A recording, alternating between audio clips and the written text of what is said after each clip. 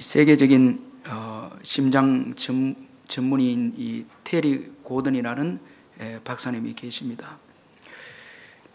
그에게 이 대학생 이 아들이 있었는데 어느 날 갑작스러운 이 교통사고로 아들이 전신마비가 되었습니다. 이 테리 고든 박사님은 미국 심장협회로부터 올해의 미국 심장이 아주 참 영광스러운 이 지명인데 올해의 미국 심장의사 그렇게 이 지명을 받기도 한 아주 유명한 세계적 의사입니다. 그런데 이제 그의 아들이 교통사고로 인해서 전신마비가 되었습니다. 자, 여러분, 그 이름은 세계적인 의사입니다.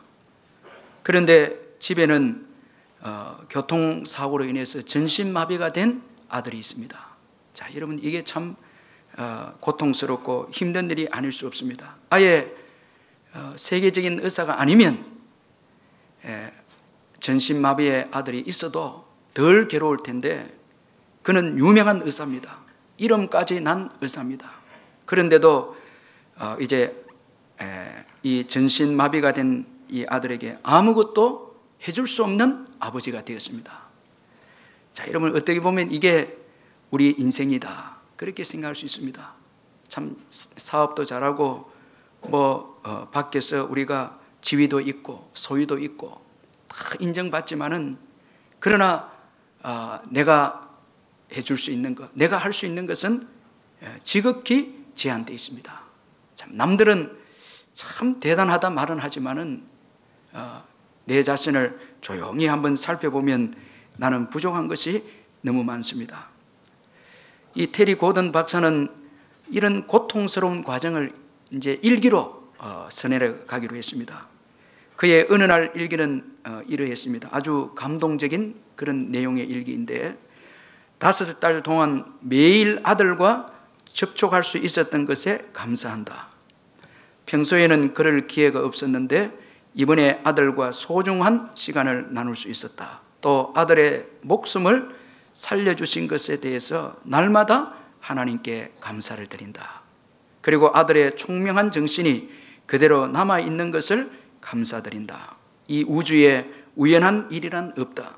우리는 매일매일 자신이 누리고 있는 많은 축복에 대해서 감사해야 된다. 그렇게 이제 일기를 적었습니다. 아주 감동적인 일기 내용입니다. 자, 여러분, 이 고통이 이 테리 고든 박사에게 유익을 가져다 주었습니다. 자, 겸손입니다. 고통을 통해서 이제 겸손합니다. 자, 자기의 그 한계를 인정합니다. 생명은 주님께 속해 있다는 거예요. 이걸 인정합니다. 이 겸손입니다. 그리고 또 가치를 깨닫게 되었습니다. 자, 전에는 아이와 함께 대화를 하고 놀아주고 이게 별로 중요하지 않습니다. 중요하게 생각하지도 않았습니다. 그런데 이제 아들의 건강을 잃게 되니까 이제 이 귀하게 와닿았습니다. 자, 여러분, 우리가 잃게 되면 그 잃은 것에 대해서 아주 가치 있게 여깁니다. 이 건강도 우리가 평소 때는 가치 있는 줄 모르다가 잃게 되면 불편하거든요. 그러면 그 건강 있을 때 그거 귀하다 이제 깨닫게 되는 것입니다. 가치를 이제 알게 되는 것입니다. 그리고 더 중요한 것은 감사입니다. 자, 고통 중에 나온 감사입니다. 자, 이제 잃었거든요. 건강을 잃었습니다. 자, 이 가치를 알고 난 다음에 남은 것에 대해서 이제 감사합니다. 이 남은 것이 있습니다. 이 총명한 정신, 또 이제 아버지와 함께 비록 전신마비가 되었지만은 아버지와 함께 교제하는 것. 자, 이런 것들, 그리고 또 생명을 살려주신 주님께도 감사합니다. 자, 읽고 난 다음에 이제 남은 것에 대해서 감사합니다. 자, 여러분, 오늘 우리의 삶 속에 이 감사할 제목들이 너무너무 많죠. 자, 우리가 읽고 난 다음에 감사. 자, 이거는 지혜롭지 못합니다. 자, 있을 때 감사하는 거예요. 아멘. 이 감사. 그러나 이 고통이라는 것은, 자, 여러분, 우리에게 이 감사를 가르쳐 주는 것입니다. 그래서 이 테리 고든 박사는 이 아들의 고통을 통해서 겸손을 배웠고 또 가치 있는 것을 깨닫게 되어졌고 또 더 나아가서 주님께 감사하는 인생이 되었습니다. 자, 이 고통이 주는 유익입니다. 오늘 본문에서도 보면 이 고통이 축복임을 말씀을 하고 있습니다. 오늘 본문은 애굽에 종살이하면서 고통받는 이스라엘에 대해서 말씀을 하고 있습니다. 이스라엘 백성들은 애굽에서 고된 노동으로 말미암아 고통에 있습니다. 오늘 본문 23절에 보면 이스라엘 자손은 고된 노동으로 말미암아 탄식하며 그렇게 말씀합니다. 자, 여기서 이 고된 노동, 자, 이것은 이 즐거움의 의미에서 노동이 아닙니다. 이건 여러분, 이건 아주 고통스러운 노동입니다. 우리가 성경에 보면 그리스도 예수 안에서의 그 노동과는 아주 이 가치 있고 귀한 그 노동입니다. 일이라는 것은 다 축복입니다. 건강이 있어서 일할 수 있고 또 일을 통해서 경제적인 유익도 얻고 일을 통해서 자아 실현도 할 수 있습니다. 또 일을 통해서 하나님께 영광을 돌립니다. 그 일은 고로 축복입니다. 그런데 오늘 여기 본문에서 기록된 이 고된 노동, 이것은 여러분, 이건 고통입니다. 이 고된 노동이라는 이 의미는 노예로서의 노동입니다. 자유가 없습니다. 그리고 여기에는 학대가 있고 여기에는 착취가 있습니다. 뭐 임금도 없고 그저 고통당하면서 일합니다. 이런 고된 노동입니다. 그러니 여러분, 오늘 본문에서의 이 이스라엘 백성들의 이 고통은 말할 수 없는 이 고통입니다. 자유가 있는 노동, 이건 축복입니다. 그러나 여러분, 종으로서의 노동, 이건 고통스러운 것입니다. 그런데 또 이 고통이 지속이 되어졌습니다. 왕이 바뀌어도 지속이 되었습니다. 그래서 오늘 23절에 보면 여러 해 후에 애굽 왕은 죽었고 또 연결해서 이스라엘 백성들은 고된 노동으로 이제 탄식하며 부르짖었다, 그렇게 말씀하고 있습니다. 자, 여기 이 죽은 애굽 왕은 이 모세의 생명을 찾던 왕이었습니다. 이 모세의 생명을 끈질기게 찾던 그런 왕인데 그 왕이 이스라엘 백성들을 이제 학대했는데 그 왕이 죽고 나면 정권이 바뀌면 좀 괜찮지 않겠나 생각했는데 여전히 또 다른 왕이 세워져도 이스라엘은 고된 그 노동으로 이제 고통을 받습니다. 그러니 여러분, 이 노예로서의 그 노동, 또 지속적인 노동, 이로 인해서 이스라엘 백성들은 아주 참 비참한 그런 환경에 처하게 되었습니다. 그런데 오늘 본문을 통해서 보면 이스라엘 백성들에게 주어진 그 고통은 오히려 이스라엘 백성들로 하여금 신앙의 사람으로 만들었다라는 것입니다. 결국 이스라엘 백성들은 고된 노동으로 인해서 주어지는 고통 때문에 하나님을 찾게 되었습니다. 이 부르짖었다, 하나님을 찾게 되었습니다. 23절에 보면 이스라엘 자손은 고된 노동으로 말미암아 탄식하며 부르짖으니 그 고된 노동으로 말미암아 부르짖는 소리가 하나님께 상달된지라, 그렇게 말씀하고 있습니다. 자, 여러분, 이 고된 노동이 동기가 돼서 나온 부르짖음입니다. 그래서 오늘 본문에 보면 이 고된 노동으로 말미암아, 이거 반복해서 나와 있습니다. 이 말미암아, 이 부르짖음의 동기가 고통입니다. 고통이 동기가 되어서 이제 하나님께 이제 기도가 나옵니다. 그러므로 여러분, 이 고통이라 하는 것은 우리에게 유익을 가져다 준다. 자, 여러분, 이것 확실하게 믿으시기를 주의 이름으로 축원합니다. 일단 믿는 것입니다. 특히 우리의 신앙생활에 유익을 가져다 줍니다. 이 몇 가지로 우리가 오늘 이 본문을 통해서 몇 가지로 한번 살펴보면, 먼저는 고통은 우리를 정결하게 합니다. 아주 깨끗하게 합니다. 이스라엘 백성들은 그들의 조상 요셉으로 인해서 애굽에 들어갔습니다. 이것은 하나님의 놀라운 계획이었습니다. 애굽에서 이스라엘 백성들을 번성하게 하게 한 하나님의 계획이었습니다. 그 당시에 요셉은 애굽의 총리였습니다. 이스라엘 백성들을 받아준 이 애굽의 바로 왕은 요셉이 총리였기에 이스라엘 백성들에게 아주 특별한 대우를 했습니다. 최고 좋은 곳에, 농사 지을 때 비옥한 땅에 이스라엘 백성들이 이제 살 수 있도록 해 주었습니다. 그러나 이들은 시간이 지나면서 하나님께 대한 신앙을 버립니다. 이제 애굽의 우상을 섬기기 시작합니다. 이걸 영적으로 아주 잘 조명하고 있는 말씀이 바로 에스겔서에 나오는 말씀인데, 에스겔서 20장 8절에 보면 그들이 내게 반역하여 내 말을 절개 듣지 아니하고 그들의 눈을 끄는 바 가정한 것을 각기 버리지 아니하며 애굽의 우상들을 떠나지 아니하므로 내가 말하기를 내가 애굽 땅에서 그들에게 나의 분노를 쏟으며 그들에게 진노를 이루리라 하였노라. 자, 세월이 지나면서 애굽의 이 보이는 우상들 섬기 시작합니다. 자, 여러분, 오늘 우리들도 너무 좋은 곳에서 너무 어려움 없이 지나다 보면 우리도 모르는 사이에 신앙이 이렇게 나태해집니다. 그리고 우상을 섬기기 시작합니다. 이 세상을 사랑하게 됩니다. 이 우상입니다. 자, 보이지 않는 하나님보다 눈에 보이는 애굽의 우상들을 섬기기 시작했습니다. 그런데 오늘 본문에 들어와서 이스라엘 백성들이 애굽 사람들의 중한 노동 때문에, 이 고된 노동 때문에 고통 중에 하나님께 부르짖습니다. 자, 이 부르짖음은 거의 절규입니다. 이 절규로 하나님 앞에 부르짖습니다. 이 하나님만 의지하면서 하나님을 찾고 부르짖는 기도입니다. 자, 여러분, 애굽의 우상들을 다 내려놓고 이제는 이 고된 노동 때문에 하나님만 의지하고 바라보는 이스라엘 백성들입니다. 자, 여러분, 모든 더러운 불신앙의 요소가 이제 다 제거됩니다.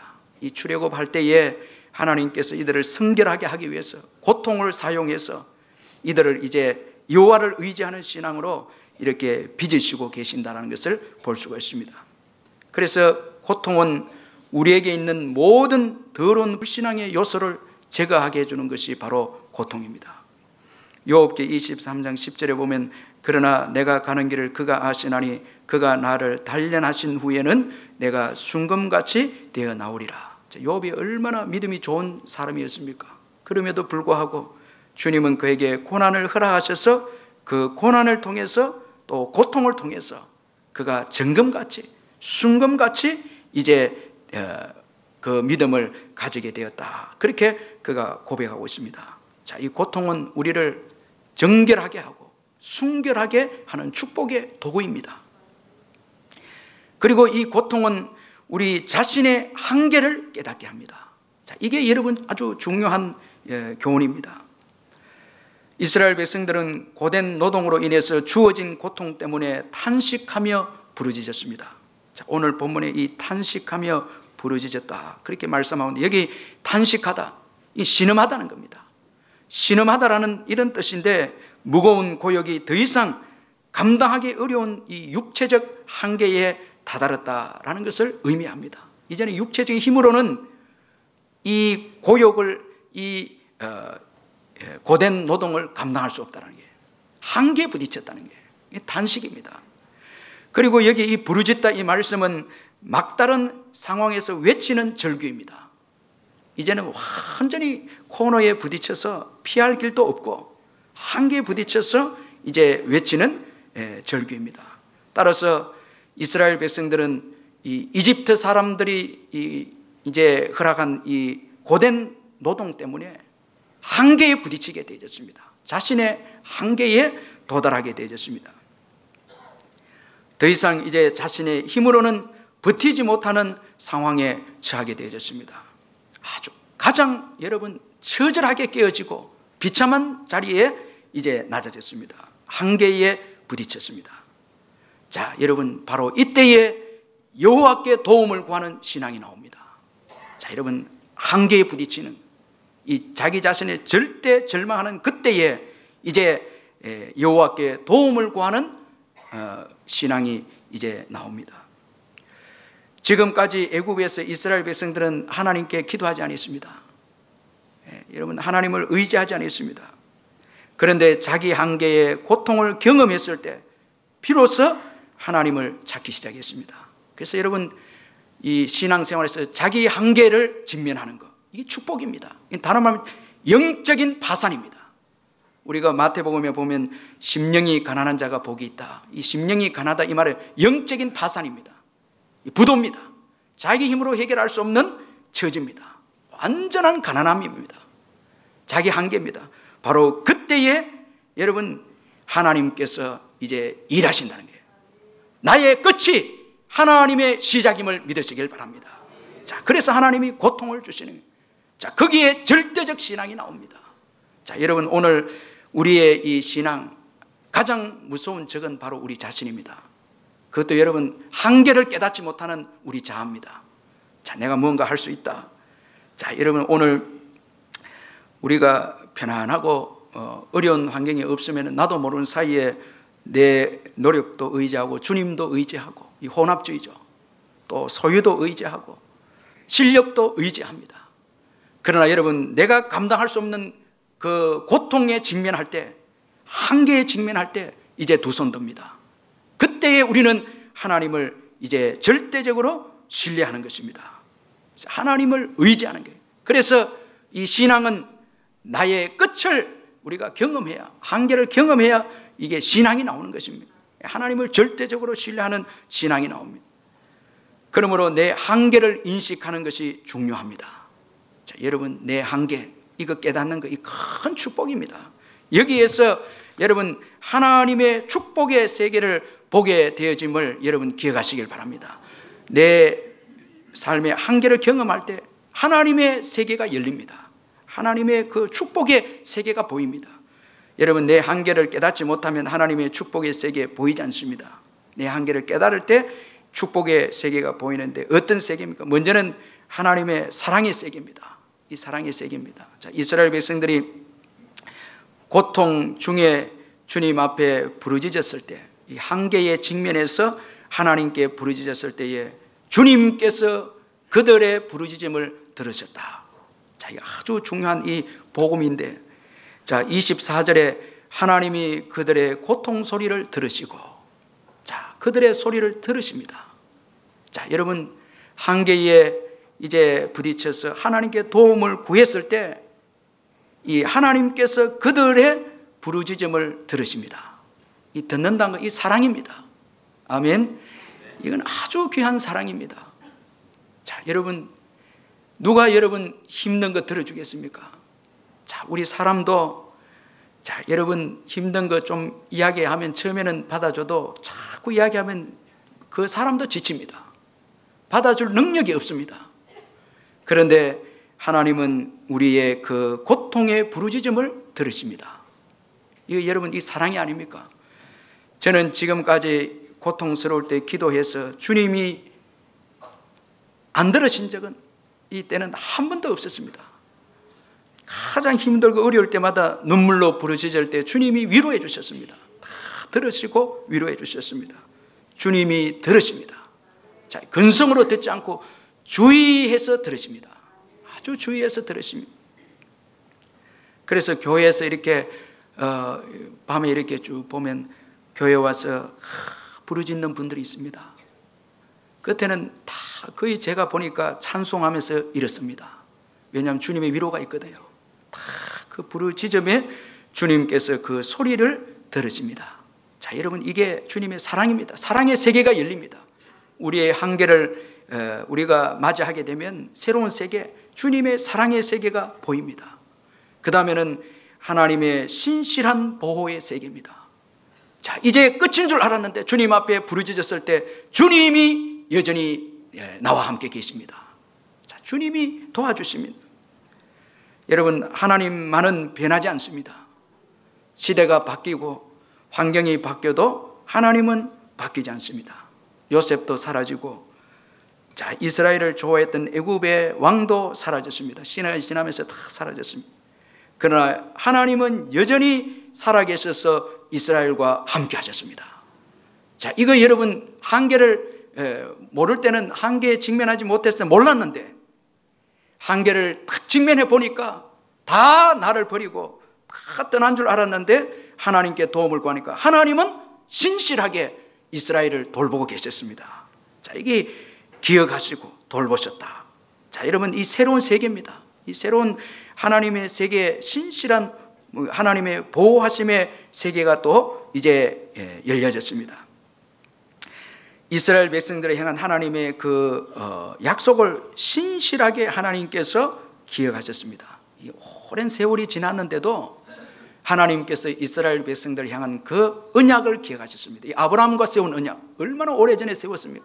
그걸 기억하고 있는 것입니다. 자, 여러분, 하나님은 신실하게 이스라엘 백성들을 돌보고 계셨습니다. 자, 여러분, 우리가 세상에서 어려움 당하고 고통 당하고 이제는 한계다, 그렇게 해서 하나님 앞에 부르짖을 때, 왜 걱정하니? 나는 여전히 너를 돌보고 있다. 약속을 내가 생각하고 있다. 참, 이렇게 말씀해 주는 그 여러분 신실하신 주님의 보호의 세계가 있습니다. 그리고 또 우리가 한계를 맞이하게 되어질 때에 한계가 없는 하나님의 축복의 세계를 또 경험합니다. 주님은 한계가 없습니다. 자, 지금 이스라엘 백성들은 한계에 부딪혀서 하나님께 도움을 구합니다. 그런데 하나님은 여러분 한계가 없습니다. 그들을 위해서 놀라운 계획을 준비하고 계십니다. 자, 약속을 이제 약속의 땅 가나안으로 인도하시기로 또 계획하셨습니다. 자, 여러분, 하나님께는 한계가 없습니다. 그분은 전능하신 분이십니다. 하나님은 고통 중에 부르짖는 이스라엘을 위해서 출애굽을 계획하셨습니다. 자, 여러분, 이 놀라운 축복이 아닙니까? 24절에서 25절에 보면 하나님이 그들의 고통 소리를 들으시고 하나님이 아브라함과 이삭과 야곱에게 세운 그 언약을 기억하사 하나님이 이스라엘 자손을 돌보셨고 하나님이 그들을 기억하셨더라, 그렇게 말씀하고 있습니다. 한계에 부딪힌 이스라엘 백성들에게 한계가 없으신 하나님의 그 사랑이 오늘 본문에서 보여지고 있습니다. 그 언약을 기억하사 이제 약속의 땅 가나안으로 인도하시기로 이제 하나님께서 작정하셨습니다. 우리를 향한 놀라운 계획을 가지고 계신 하나님이십니다. 자, 지금 이스라엘 백성들은 한계에 부딪혀서 이제 끝이다, 하나님께 도움을 구하고 있는데 그 기도를 들으신 주님께서는 너희들에 대해서 놀라운 계획을 내가 가지고 있다는 거예요. 자, 그리고 하나님께서는 모든 것을 합력하여서 그 계획을 마침내 성취하셨습니다. 자, 여러분, 한계에 부딪힌 이스라엘 백성들은 하나님의 새로운 축복의 세계를 보게 되어졌습니다. 자, 여러분, 그들은 하나님의 사랑받는 백성들이었습니다. 지금 이들은 종으로서 겉모습만 보면 종으로서 이 애굽의 사람들에게 학대를 받는 자들이지만 하나님의 사랑받는 자들입니다. 누가 뭐래도 하나님의 사랑이 그들과 함께하고 있습니다. 지금 그들은 고통 가운데 노예로 있지만 그들에게는 자유가 있습니다. 여러분, 약속의 땅 가나안을 주시겠다는 그 약속을, 자유를 하나님께서 그들에게 지금 주시려고 하고 있다는 거예요. 지금 그들은 종입니다. 그러나 내면에 보면 그들은 지금 자유를 가진 자입니다. 하나님이 그들을 붙잡고 있습니다. 아멘. 자, 여러분, 세상의 신분적으로 보면 노예지만은 그들은 자유인입니다. 그리고 하나님의 돌보시는 백성입니다. 하나님이 돌보고 있지 않습니까? 지금 여러분 노예로서 죽는다고 과음을 치고 있지만은 그러나 하나님은 이 백성들을 돌보고 계신다는 거예요. 돌보고 있다는 거예요. 사랑하고 있습니다. 또 놀라운 젖과 꿀이 흐르는 땅을 이들에게 주기로 지금 작정하고 계십니다. 자, 지금 여기에는 여러분 중한 이 노동으로 인해서 고된 노동으로 인해서 착취당하고 임금도 아마도 제대로 받지 못하고 아주 비참하게 일하는데, 그러나 주님은 이들에게 약속의 땅 가나안을 여러분 제시하고 있습니다. 이 약속의 땅 가나안, 젖과 꿀이 흐르는 풍성한 땅입니다. 자, 여러분, 오늘 우리가 우리의 신분을 바로 이해해야 합니다. 이 땅에서 여러분 마귀와 이 세상에 의해서 우리가 초라하게 핍박을 받고 환난을 받고 경제적으로 어려움을 당한 것 같아도 우리의 진정한 신분은 사랑받는 자이고 약속이 있는 자이고 하나님이 돌보는 자이고 천국을 소유한 자이고, 여러분 내일의 놀라운 축복이 예비된 자들이 바로 이스라엘 백성, 저와 여러분들인 것입니다. 저와 여러분들. 왜 여러분 겉모습만 보고 판단합니까? 놀라운 하나님의 축복을 보십시오. 자, 여러분, 이걸 한계에 부딪혔을 때 이 세계가 이제 열려졌습니다. 놀라운 세계가 열려졌어요. 흔히들 우리가 예수 믿으면 이제 예수 믿고 어려움 주어지면 이제 끝이다, 한계다, 고통하면서 힘들어하는데, 그러나 우리가 여러분 그런 존재입니까? 하나님의 사랑받는 존재고 그리고 자유가 있는 존재고, 지금은 종이지만 주님은 자유를 들고 있습니다. 자, 우리는 예수 안에서 자유하는 자들입니다. 여러분, 세상에서 우리가 종처럼 살아도 예수 그리스도 안에서 자유한 자들입니다. 천국이 우리에게 예비된 자들이고 주님의 사랑을 받는 자이고 주님의 돌보심을 받는 자입니다. 그러나 여러분, 애굽 사람들은 지금 이스라엘 백성들을 정치적 권력을 가지고 억압을 하고 이렇게 해도 그들은 진정한 노예입니다. 하나님의 사랑이 없습니다. 그들에게는 하나님의 돌보심도 없습니다. 약속의 땅에 대한 약속도 없습니다. 소망이 없습니다. 오늘 그러나 저와 여러분은 이 땅에서 종처럼 환난과 핍박을 당해도 우리의 본질적인 신분은 주님의 사랑받는 자입니다. 여러분, 주님의 돌보심을 받는 자입니다. 약속이 있는 자들입니다. 다 하나님의 계획이 있습니다. 거기에 자유가 있고 축복이 있습니다. 얼마나 놀라운 신분의 사람들이 아닙니까? 자, 여러분, 우리가 이런 하나님의 놀라운 은혜 세계, 이 평소 때 교만해서 이거 깨닫지 못합니다. 무지해서 이 깨닫지 못하고 고통이 주어질 때 이 놀라운 축복의 세계를 깨닫습니다. 이제 하나님의 사랑이 고통을 통해서 오게 되고 돌보심을 받게 되고 또 놀라운 천국의 백성으로 기적처럼 공급받으며 살게 되고, 이거 여러분 다 고통을 통해서 알게 됩니다. 우리가 평소 때는 교만해서 이 모릅니다. 내 힘으로 사는 것처럼 생각하는데 고통을 통해서 보면 비로소 내 한계를 깨닫게 되고 한계 너머에 있는 하나님의 놀라운 축복의 은혜로 내가 살아간다, 이거 깨닫게 되는 거예요. 그러므로 여러분, 고통은 축복임을 믿으시길 바랍니다. 새로운 세계를 보게 하는, 하나님의 세계를 보게 하는 거예요. 하나님의 일하시는 세계, 하나님의 사랑을 보게 하고 하나님의 놀라운 우리를 향한 계획을 보게 하는 것이 바로 고통입니다. 왜냐하니까 이 고통은 우리의 한계를 깨닫게 하기 때문에 그렇다는 것입니다. 이 조니 에릭슨 타다라는 여성이 있는데, 그녀는 이 16세에 이 바다에서 수영을 하다가 이 다이빙을 하다가 목이 부러져서 전신마비가 되었습니다. 이것 때문에 그녀의 생명을 포기할 만큼 큰 고통이 주어졌는데, 그런 가운데 그녀가 자신은 이제 영원히 전신마비로 살아야 된다라는 이 의사의 그 통보를 받고 더 깊은 고통에 빠지고, 그리고 그녀가 사랑했던 이제 남자와도 결별을 합니다. 이거는 이 전신마비가 된 고통보다 더 큰 고통을 또 그녀에게 가져다 주었습니다. 그런데 가슴이 무너진 자기 한계에 부딪혔을 때 주님을 의지하게 되어졌습니다. 그동안도 주님을 쭉 의지하게 되어졌는데 이때는 전적인 의지입니다. 전적인 신뢰입니다. 그래서 이 조니는 이때 진정한 신앙을 가지게 되어졌는데, 하나님만이 자신을 사랑할 수 있고 또 자신의 감정적 피로를 채울 수 있다는 사실을 이때 이제 확실하게 깨닫게 됩니다. 사랑하는 자가 자기의 인생에서 떠난 후에 조니는 하나님만 의지하는 길밖에 도리가 없다, 그렇게 결론을 내리고 아픔과 외로움, 그 고통 가운데서 전적으로 하나님께 자신을 의탁합니다. 완전히 맡깁니다.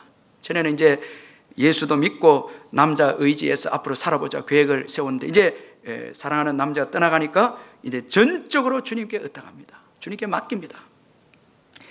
그런데 그때에 이제 그녀가 이제 전신마비가 돼서 친구의 권유로 이제 입에 붓을 이제 물고 그림을 쭉 그려왔는데, 그때에 이제 오직 이제 그림만 그리기로 했습니다. 전심으로 그림을 그리는데 하나님을 의지하는 마음과 사랑의 이 긍정적인 느낌을 그림에 이제 담아서 그리기 시작하는데, 그림도 이렇게 성장이 돼가고 조니는 자신의 그림이 그녀의 인생을 향한 하나님의 뜻과 연관이 되어 있을 수도 있다, 이런 느낌을 이제 그림을 그리면서 또 받게 됩니다. 결국은 이제 네일 밀러라는 이 사업가를 통해서 이 그림을 이제 그녀가 그린 그림을 전시하게 되어졌는데, 이로 인해서 미국에 완전 일약 스타가 된 것입니다. 전 지역에 다 퍼지게 되어지고 세상을 변화시키는 하나님의 사역자로 이 조니가 이제 서게 되어졌습니다. 영화 조니라는 이 책 다 이게 전부 다 알려지면서 간증을 하면서 이제 예수 그리스도를 전합니다. 그녀는 또 좋은 믿음의 남자를 만나서 이 결혼하는 축복도 누리게 되었습니다. 이 조니가 자신의 남은 인생을 하나님께 의탁한 뒤로 하나님의 놀라운 그녀를 향한 축복의 세계가 열려졌습니다. 상상할 수 없는 축복의 세계가 열려졌습니다. 자, 여러분, 오늘 내 인생 내가 붙잡고 살아가기보다 주님께 온전히 맡기면 상상할 수 없는 축복의 세계가 있음을 믿으시길 바랍니다. 상상할 수 없는 세계입니다. 거기엔 경제적 어려움도 없습니다. 천국에 어려움이 있습니까? 젖과 꿀이 흐르는 약속의 땅입니다. 자, 다 내려놓고 여러분 주님을 의지할 때, 자, 여러분 이런 의지는 고통을 통해서만 주어지는 거예요. 이 자기 한계를 내려놓고 주님만 의지하는 거예요. 거기에 이 조니에게 하나님께서 상상할 수 없는 길을 열어주신 것입니다. 제가 그 책을 보면서 참 감동받은 것은 전신마비가 돼서 병원에서 치료를 받는데, 자, 이 보험에 한계가 있습니다. 그러니까 이제 의사가 아버지에게 이야기하니까 아버지가 좀 걱정을 하니까 이 조니가 하는 말이, 보험에 대해서 걱정하지 마십시오. 하나님이 도와주실 것입니다. 이야, 참 그 진짜 은혜되는 그 고백이거든요. 주님이 도와주신다. 자, 여러분, 내가 가지고 있는 소유만 모든 것이 아닙니다. 하나님이 가지고 있는 세계도 있습니다. 하나님이 채워주는 세계가 있습니다. 여러분, 이거 믿으시길 바랍니다. 이거 여러분 우리가 고통을 통해서 깨닫는 거예요. 하나님이 채워주시고 하나님이 부어주시고 하나님이 모자리지 않게 해주는 세계가 있습니다. 이거 우리가 그것 믿고 살아가는 것이 우리 성도들입니다. 자, 이거 여러분 고통을 통해서 하나님의 축복의 세계, 이게 여러분 열려집니다. 자, 평소 때도 하나님의 축복의 세계는 우리에게 있지만 우리가 무지하고 교만해서 깨닫지 못하다가 우리의 연약함을 통해서 한계를 직면할 때 이 축복의 세계를 깨닫게 됩니다. 그래서 고통은 이게 축복입니다. 자, 뭐라 해도 지난날 가장 큰 하나님의 사랑과 은혜를 받았을 때는 고난의 때였습니다. 여러분, 가장 힘들 때였습니다. 그때 주님의 축복이 가장 컸습니다. 자, 또한 이 고통은 우리에게 진정으로 좋은 것을 이제 가져다 준다는 것입니다. 이 젠 해리슨의 나에게 폭풍이 왔다라는 책을 보면 이 선교하는 아들을 읽고 이제 난 후에 그녀와 그녀의 가정에 얻은 유익을 그 책에서 10몇 가지로 쭉 이렇게 기록을 했는데 한 몇 가지를 한번 여러분들에게 말씀을 해드리면, 먼저는 가족 모두가 변했다는 것입니다. 제 아들이 죽고 난 다음에 모두가 변했습니다. 사랑으로 변했습니다. 그리고 가족 모두가 사역을 맡았다는 것입니다. 복음을 위해서 일한다는 것입니다. 또한 모든 가족이 고통해하는 사람들에 대해서 관심과 연민으로 충만해졌다는 거예요.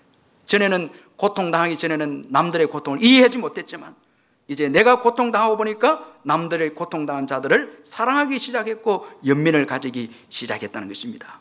자, 중요한 건 이겁니다. 자, 아들을 천국에 보내는 고통을 당하고 난 다음에 천국이 더 귀해졌다는 거예요. 천국이 귀해졌다는 거예요. 그리고 천국의 삶을 이 땅에서 살게 되어졌다는 거예요. 이 땅에서 살게 되어졌다는 것입니다. 자, 이게 귀하다는 것입니다. 여러분, 이 땅에서 고통이 없으면 우리는 연약해서 잠시 있다가 없어질 이 땅을 사랑하게 됩니다. 다 집착합니다. 자, 고통이 없으면 잠시 있다가 없어질 이 땅, 또 우리도 떠나야 하는데, 우리 인생은 여러분 야고보서 기자가 말한 것처럼 안개와 같은 인생인데, 자, 이 땅에 그 자꾸 붙잡습니다. 자, 여러분 이제 떠나가야 하는데 문제가 없으면 자꾸 붙잡습니다. 더 의지하려고 합니다. 집착하려고 합니다. 자, 그런데 고통이 오면, 시련과 고통이 오면 비로소 이 땅의 것들을 미련 없이 내려놓습니다. 자, 내려놓습니다. 자, 그래서 여러분 이 고통은 주님이 주신 선한 고통이든 악인들이 주든 악한 고통이든 하나님께서 다 사용해서 성도들로 하여금 유익되게 이 땅에서 영원한 곳이 아니고 천국을 바라보도록 그렇게 하나님께서 만드신다는 것입니다. 자, 고통이 주어질 때에 비로소 천국을 사모하게 됩니다. 이 땅이 영원한 곳이 아니다. 그렇게 떠납니다. 그리고 이 땅에서 천국의 가치관을 가지고 살아갑니다. 사랑합니다. 용서합니다. 나누면서 삽니다. 전에는 세상이 붙잡았거든요. 여러분, 우리가 조상집에 가서 이렇게 조상의 예배를 드리고 조상집에 가면 인생의 이 땅의 영원함을 영원하지 않음을 깨닫게 되어지고, 그리고 용서하게 되어지고 사랑하게 되어지고 또 내려놓는 훈련을 합니다. 그래서 잔치집에 가는 것보다 조상집에 가는 것이 낫다. 이 전도서 기자가 그렇게 말씀을 했습니다. 제가 아는 어떤 목사님이 참 이 성격도 아주 좀 거칠고 또 직설적이고 또 정의롭지만은 또 이 혈기도 있고 하는 목사님인데, 이 말을 통해서 아픔을 많이 이렇게 주신 분인데 정의로운 분이시기 때문에 또 그렇습니다. 근데 이분이 췌장암에 걸리게 되었습니다. 그러니까 전화합니다. 아픔을 준 자들에게 용서를 구합니다. 있을 수 없는 일입니다. 이제 곧 떠나가야 되거든요. 용서를 구하고 그 다음에 세상의 지위와 모든 것들을 내려놓습니다. 다 저는 영원히 사는 것처럼 뭐 건강도 챙기고 뭐 이렇게 했는데 일단 췌장암이라는 고통이 오니까 다 내려놓습니다. 자, 성령은 빈손으로 왔다가 빈손으로 갑니다. 자, 여러분, 뭐 우리가 악착같이 잡고 붙잡아도 가야 됩니다. 그런데 고통은 이제 그 내려놓게 합니다. 자, 여러분, 이 아픔도 이게 축복일 수 있습니다. 자꾸 여러분 뭐 신경통도 좀 있어야 됩니다. 그래야 천국을 바라보죠. 자꾸 여러분 건강만 더해지면 어떻게 합니까? 나도 모르는 사이에 모든 것을 이 땅에 다 계획합니다. 오늘 뭐 먹고 내일 뭐라고 어떻게 살, 다 그럼 천국에 대한 소망이 없습니다. 천국에 대한 삶도 없습니다. 복음을 위한 열정도 없습니다. 그러나 고통이 오면 영원한 복음을 위해서 헌신합니다. 자, 세상에 그 헛된 것 내려놓습니다. 자, 영원한 천국을 위해서 일합니다. 전도하고 선교의 여행을 하고 봉사하고 충성하며 영원한 것을 위해서 합니다. 이 고통받은 사람들의 축복입니다. 천국을 더 사모하게 됩니다. 간절하게 바랍니다. 그런데 여러분, 문제가 없고 아무 문제가 없으면 천국에 대한 소망은 점점 없어집니다. 예수님의 재림에 대한 사모함도 없습니다. 기다리지 않습니다. 대부분 하는 말이 좀 천천히 왔으면 좋겠다는. 뭐 아직도 뭐 결혼해야 되고 자녀들 결혼시키, 그 뭔 소용이 있습니까? 이 결혼비도 뭐 아무 걱정할 필요 없는데 오면 바로 우리 다 천국 가는.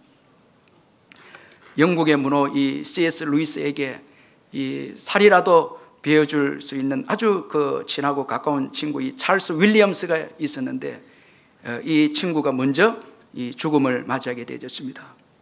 루이스는 친구의 장례식 조사에서 이렇게 말했습니다. 이제 천국은 무척 가까워졌습니다. 멀리 생각되던 천국이 이젠 이웃집이 되었습니다. 그곳에 내 친구 찰스가 있으니 얼마나 가까운 곳입니까? 이제 그 친구의 죽음의 고통을 통해서 천국이 가까워졌습니다. 그리고 1년이 되지 못해서, 친구가 죽은 지 1년이 되지 못해서 이제는 정말 사랑하는 아내가 죽었습니다. 이 C.S. 루이스는 아주 이 금술이 좋은 부부인데 그 아내가 암으로 이제 죽었습니다. 그리고 난 다음에 이제 루이스는 일기에 이렇게 적었습니다. 이제 천국은 내 집처럼 가까워졌다. 이제 가고 싶다는 거예요. 사랑하는 사람이 그거 갔으니까 가고 싶다는 거예요. 아내 조이와 친구 찰스가 있으니 그곳이 바로 내 집이 아닌가. 자, 이렇게 천국을 사랑하고 사모하니까 그의 이 땅에서의 삶은 땅의 것을 다 내려놓습니다. 그리고 복음을 위해서 삽니다. 사랑합니다. 나누어 줍니다. 섬깁니다. 헌신합니다. 그러니까 그의 영향력, 복음의 탁월한 영향력이 드러납니다. 이건 뭐 세계적으로 그의 영향력은 책을 통해서나 삶을 통해서 그리스도인의 영향력을 끼칩니다. 자, 이게 고통이 주는 축복인 것입니다. 여러분, 고통은 주님의 축복의 세계를 우리로 이끌어갑니다. 고통은 변장된 축복입니다. 여러분, 믿으시길 바랍니다. 그대로 자꾸 찡찡 짜고 원망하지 마시고 받아들이시길 바랍니다. 이건 축복입니다. 분명합니다. 이건 복입니다. 여러분, 이건 최고의 축복의 도구입니다. 이거 잊지 말아야 됩니다. 그러므로 고통을 통해서 절망하지 마시고 오히려 고통을 통해 주께 부르짖음으로 더 큰 축복의 세계, 이 천국의 세계를 경험하는 저와 여러분 되시기를 주님의 이름으로 축원합니다. 우리 말씀 생각하면서 한번 기도하겠습니다.